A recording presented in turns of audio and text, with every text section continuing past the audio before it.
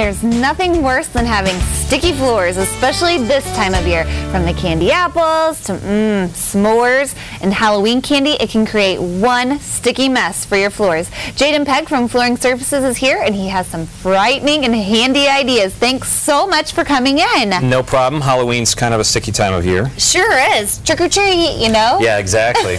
So Halloween means Halloween candy, That's which means right. kids, which means those two things don't always mix. A mess, actually, probably. A big mess sometimes. Plus, like you mentioned before, there's a lot of mud and leaves and things like that coming in.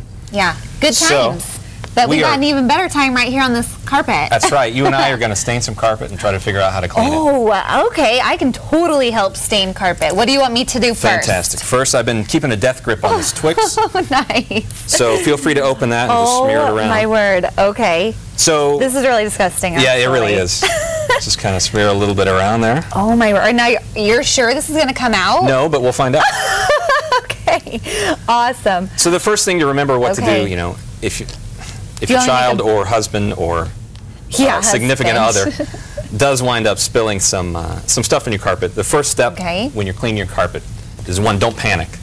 Yeah, because that's what I would do. Ah, what have you done? Don't panic. A lot of people will start panicking and start rubbing it, and that's a really bad thing to do. Okay. The second thing to do is figure out what kind of carpet you have. If this is a man-made, you know, like a nylon or an olefin or polyester, you know, it's fine.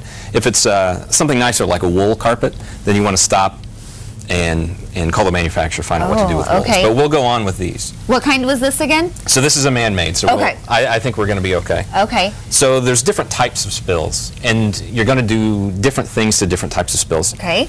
But the thing that you're going to need no matter what is water. Just water. That seems easy enough. Easy enough. And you're going to need some towels. Now, is there a significance in them being white? Everything I read is like, use a white towel. Like, why would I want to use a white towel and get my towels Well, think about it. If you throw a red towel in the wash with your whites, everything comes out pink. Same thing's going to happen to your carpet. You don't want it to transfer that color. Never really thought about that. Always use a white towel or white paper towels. That's the other thing. If you buy those like printed paper towels with like the Halloween decorations on them, that's bad. Okay. So only use white towels or things like that. Okay, now is it going to hurt that I got some caramel in there too? No, it's fine. Okay. So what we've got here are water-soluble spills, you know, like a lollipop or something like that. And those you can clean up, you can start cleaning up with just water. So you just get yourself a white towel and you start blotting this up. And you can see the stain is transferring to the rag. Right. And that's good. That's what you want to see. Unfortunately, it's going to take some time just to blot this up, but this is what you need to do. You can't.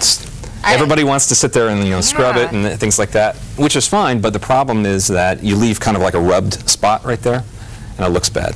Yeah. So first step is always just blot with water, and you really want to saturate it until you can't, until you start to not see it anymore. Should I be worried though that if I use that much water, that underneath it it's going to get yucky? And you only want to use as much as you need to transfer it from the carpet to the rag. Okay. So you can see this is starting to go away. Yeah. The other thing that you can use with water-soluble stains is a carpet and stain soil remover. Okay. Something like this. Oh, okay. These work really well for those kinds of things, and you can just spray a little bit. Of course, I didn't check to see if this works or not.